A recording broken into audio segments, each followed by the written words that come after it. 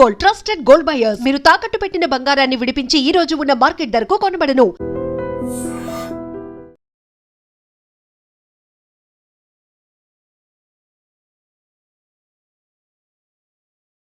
Welcome to iDream. Shabad లో జరిగిన కిరాత హత్యలకు పాల్పడిన అతను సైకాలజీ ఏ విధంగా ఉంది? అతను ఎప్పుడు ఎవరితో గొడవ పడుతుండేవాడని, అతనికి పెళ్ళైన తర్వాత పిల్లలు పుట్టాక కూడా అమ్మాయిల వెనక పడేవాడని స్థానికులు చెప్తున్నారు. ఒక అమ్మాయి విషయంలో పడిన తర్వాత అతను పోలీస్ కేసు పెట్టడం, బయటికి రావడం, తిరిగి ఎవరైతే కంప్లైంట్ ఇచ్చారో ఆ అమ్మాయితో పాటు తల్లిని, నానమ్మని చంపడమే కాకుండా భార్యని, చిన్న పిల్లల్ని కూడా అత్యంత దారుణంగా చంపి పరారైపోయాడు. అటువంటి క్రిమినల్ సైకాలజీ ఎలా ఉంటుందనే విషయం మనతో మాట్లాడడానికి డాక్టర్ వెంకట సుబ్బయ్య, ప్రముఖ సైకాలజిస్ట్ గారు ఉన్నారు. ఆయన ఇటువంటి వాళ్ళందరి మీద క్రిమినల్ సైకాలజీలో క్రిమినల్ ఎలాగుంటుందనే విషయం సార్ నడికి తెలుసు. సార్ నమస్తే అండి.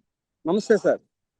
సార్, ఇక్కడ షాబాద్ లో జరిగిన సంఘటన చూస్తుంటే అది ఎవరు ఊహించిన సంఘటన అండి. అంటే సాధారణంగా కోపం ఎవరు కంప్లైంట్ ఇచ్చారో ఆ అమ్మాయి మీద ఉండొచ్చు, ఆ అమ్మాయికి సపోర్ట్ చేస్తున్న తల్లి మీద కానీ నాన్న మీద ఉండొచ్చు.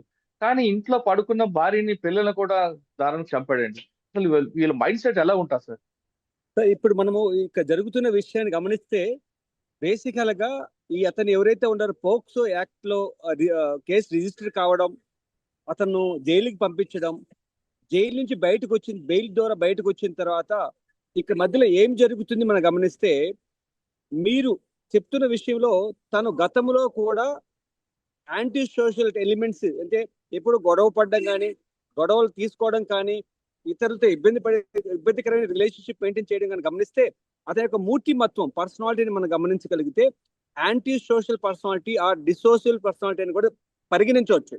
అంటే ఇతర డిసోషియల్ పర్సనాలిటీస్ కానీ యాంటీ సోషల్ పర్సనాలిటీస్ ఎలా ఉంటారంటే, తన సొంత ఆనందానికి, సంతృప్తి కోసం ఇతరులపైన ఎటువంటి ఆపాదించడం కానీ, ఏ విధంగా ఉపయోగించడం అనేది మనస్తత్వాన్ని కలిగి ఉంటారు. ఓకే, ఇది ఒక విషయం. రెండో విషయం ఏంటంటే, తన పైన ఒక పోక్సో యాక్ట్ ను ద్వారా తన్ని జైలుకి పంపించడం అన్నది ఏమవుతుందంటే, తనకున్నటువంటి యాంటీ సోషల్ టెండెన్సీస్ అన్ని కూడా జైల్లో ఉన్నటువంటి 3 నెలలు 6 నెలలు ఏదైతే ఒక పీరియడ్ అయితే ఉంటుంది. ఎందుకంటే పోక్సో యాక్ట్ చాలా పనిషబుల్ యాక్ట్ ఇది. దాని ద్వారా అంటే ఆ వ్యక్తిని కస్టడీలో కేర్లో పెట్టడం అనేది చాలా అవసరం కూడా. ఇలాంటి సమయంలో జైల్లో ఉన్న సందర్భంలో తన యొక్క ఆలోచన తీరు అనేది చాలా తీవ్రమైన ఒత్తిడికి, క్రైసిస్కి లోనైన మనం పరిగణించాలి.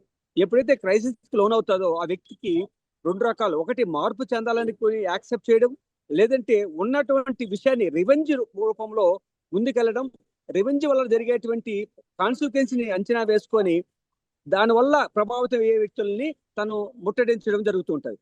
వాస్తవానికి ఒక యాంటీ సోషల్ ఎలిమెంట్స్ కలిగినటువంటి పర్సనాలిటీ కలిగిన వ్యక్తికి ఎప్పుడైతే తన్ని ఒక పోక్సో యాక్ట్ ద్వారా నిర్బంధిస్తారో, ఆ వ్యక్తి బయటకు వచ్చిన తర్వాత రెవెంజ్ తీసుకునే విషయంలో బహుశా ఎవరైతే ఎవరైతే ఈ యొక్క కేసు పెట్టారో ఆవిడ్ని చంపడం కానీ, ఆమెకి అడ్డు తగిలేంటి వ్యక్తుల్ని చంపడం కానీ, ఆ విషయం వల్ల జరిగేటువంటి కాన్సిక్వెన్స్ ని అంచనా వేసి తన యొక్క పిల్లల్ని, భార్యని కూడా చంపడం అనేది ఇక సోషియోపాథిక్ పీపుల్, సైకోపాథిక్ పీపుల్ చేసేటువంటి మనస్తత్వం అండి. అంటే ఎవరైతే ఇటువంటి సోషియోపాథిక్, సైకోపాథిక్ టెండెన్సీస్ కలిగి మానసిక రుగ్మతతో బాధపడుతూ ఉంటే వాళ్ళల్లో జరిగేటువంటి యొక్క పరిస్థితిని మనం ఏమంటామంటే, ఈ సమస్య అన్నది ఎందుకు ఏర్పడుతుందంటే, వాళ్ళ యొక్క చైల్డ్హుడ్ డెవలప్మెంట్ కానీ, తనకున్నటువంటి మోరల్ డెవలప్మెంట్ కానీ, లేదంటే ఎమోషనల్ డెవలప్మెంట్ అనేది సరైన క్రమంలో జరగని వ్యక్తుల్లో ఇటువంటి ఉన్మాది తత్వం అనేది ఏర్పడుతూ ఉంటది.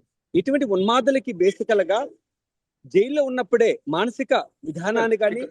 సార్, ఇక్కడ సబ్మిషన్, ఆయన జైలుకి పోలేదండి, పోలీస్ స్టేషన్ లో వెళ్ళినప్పుడే బెయిల్ ఇచ్చారు.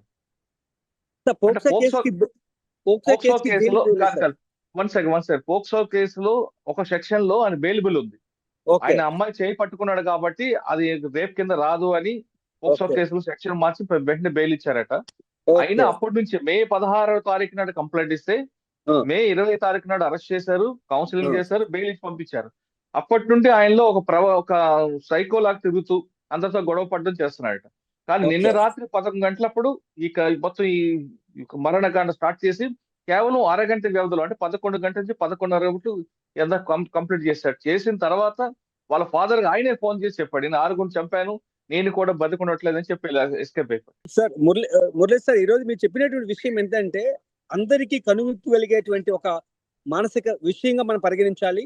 ఒక వ్యక్తి పోక్సో కేసును చెప్పడం, ఆ కేసులో ఉన్నటువంటి కండిషన్స్ అనుగుణంగా తను స్టేషన్ బెయిల్ తీసుకొని బయటికి రావడం, ఆ తర్వాత కాలంలో తాను పడుతున్నటువంటి విషయం ఏదైతే ఉంటే మదన పడడం, crisis, high risk crisis management, high risk violent criticism, అంటే ఒక వ్యక్తి యొక్క మనోభావాలకి తను ఆటంకం కలిగింది, తన యొక్క భావాల్ని తన వ్యక్తిత్వాన్ని కించపరిచారు అనేటువంటి భావన అనేది violent, highest risk of violent and motivational aspect ఏదైతే జరుగుతుందో ఆ యొక్క సిచ్యువేషన్ ని ఏ విధంగా సాధ్యం అవుతుందంటే తనంతగా కొందరికైతే ఇమ్మీడియట్ కావచ్చు, కొందరికైతే ఒక నెల కాలం పట్టొచ్చు, కొందరికైతే ఒక 3 months కాలంలో తనను తను గాయపరచుకోవడం కానీ ఇతరులు గాయపరచడం అనేటువంటి ఒక రివెంజ్ యాటిట్యూడ్ కి దీన్నే మనం ఏమంటామంటే high risk violent situational aspect అని కూడా చెప్పొచ్చు.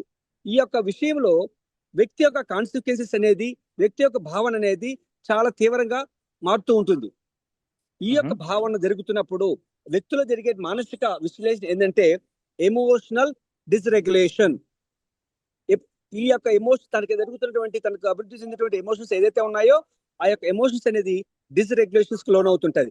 ఆ షేమ్నెస్ ని ఎక్కువ లోన్ అవుతుంటారు, స్టిగ్మాటైజేషన్ కి ఎక్కువ లోన్ అవుతుంటారు.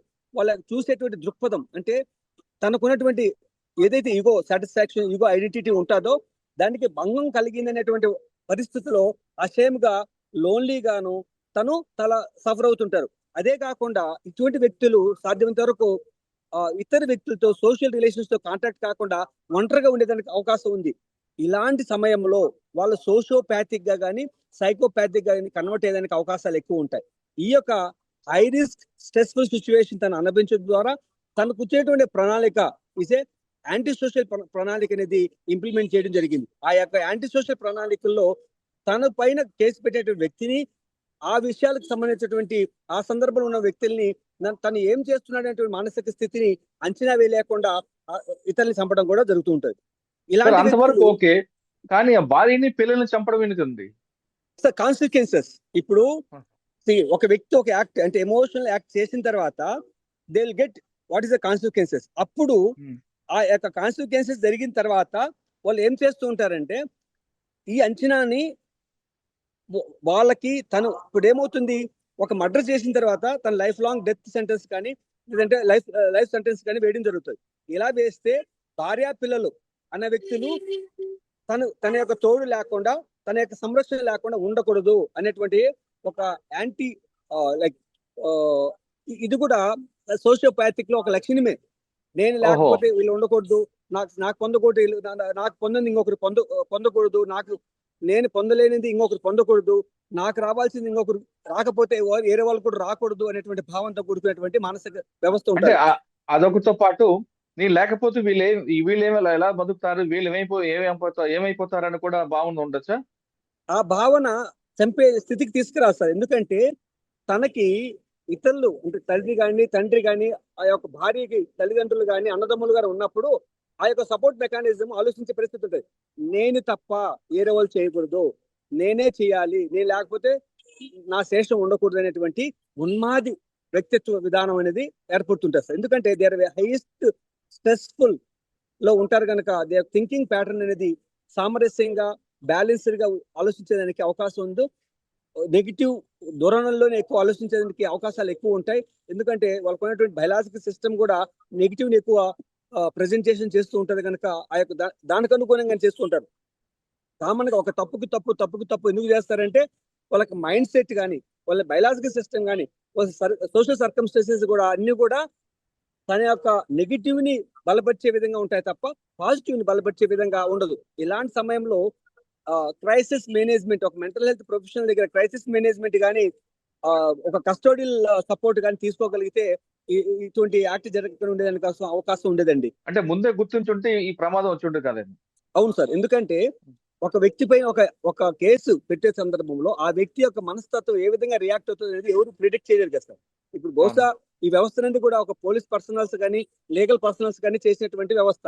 కానీ ఈ వ్యక్తి యొక్క పర్సనాలిటీ గురించి అంచనా వేయగలిగేది ఎవరు? మానసిక వైద్యులు. మానసిక వైద్యుల యొక్క సలహా తీసుకోవాలంటే ఈ వ్యక్తిని కస్టోడియల్ కేర్ లో పెట్టుకోవాలా, లేదంటే అతన్ని ఏ విధమైనటువంటి సలహా ఇవ్వాలి, ఏ విధమైనటువంటి సూపర్వైజర్ కలిగి ఉండాలి, తల్లిదండ్రులు కానీ ఫ్యామిలీ మెంబర్స్ కానీ ఎలా ఉండాలని చెప్పగలుగుతాం. కానీ ఇక్కడ ఏమైపోయిందంటే ఇది ఓన్లీ జ్యుడిషియరీ కస్టడీలో ఉన్నారు కనుక ఆ లెవెల్ వాళ్ళకు ఉన్నటువంటి లీగల్ ప్రొసీజర్ ప్రకారం వాళ్ళని అలో చేయడం జరిగింది. కానీ జరగకున్నటువంటి నేరం, అసలు ఇటువంటి ఊహించినటువంటి పరిస్థితులు జరుగుతాయని ఎవరు కూడా ఊహించలేరండి. కానీ ఈ ఉన్మాదులు అలా చేస్తూ ఉంటారు. సార్ ఫైనల్ గా చెప్పండి, ఇటువంటి సంఘటనలు మరొకరు రాకుండా సిస్టంలో ఏం చేయాలి? ఒకవేళ ఎవరైనా గుర్తిస్తే ఆ ఫ్యామిలీ మెంబర్స్ ఏం చేయాలి? సార్ ఉదాహరణకి ఒక వ్యక్తి పైన సీరియస్ కేసెస్ అంటే death sentence case, life cases పడ్డప్పుడు కానీ, లేదంటే ఆ కేసు ఆ యొక్క సొసైటీలో అతను పూర్తిగా డిఫార్మేషన్ కలిగేటువంటి కేసులు వేసినప్పుడు అప్పుడు ఒక క్రైసిస్ మేనేజ్మెంట్ అని అంటారు సార్. అది అతను మంచివాడ చెడ్డవాడ కాదు, అతను ఆ యొక్క విషయాన్ని ఏ గుణంలో తీసుకుంటున్నాడో ఆ క్రైసిస్ మేనేజ్మెంట్ చేయాలి. అంటే వెంటిలేషన్ చేయాలి, బార్గెనింగ్ చేయాలి, తర్వాత వచ్చేసి యాక్సెప్టెన్స్ చేయాలి. తను యాక్సెప్ట్ చేసి తన యొక్క ప్రవర్తన తీరును అంచనా వేయాలి, తన యొక్క ఎమోషనల్ మెచ్యూరిటీ లెవెల్స్ ని బ్యాలెన్స్ చేసుకోగలగాలి, పర్సనాలిటీని ఎవాల్యుయేట్ చేయాలి. ఇక్కడ కీలకమైన విషయం ఏంటంటే ఒక వ్యక్తి యొక్క జీవితాన్ని డిటర్మైన్ చేసేది డెవలప్మెంట్ లో ముఖ్యంగా ఇంటెలెక్చువల్ డెవలప్మెంట్, ఎమోషనల్ డెవలప్మెంట్, అలాగే personality development and social development అండి. ఇప్పుడు సొసైటీ కూడా చాలా ప్రముఖ పాత్ర పోషిస్తుంది.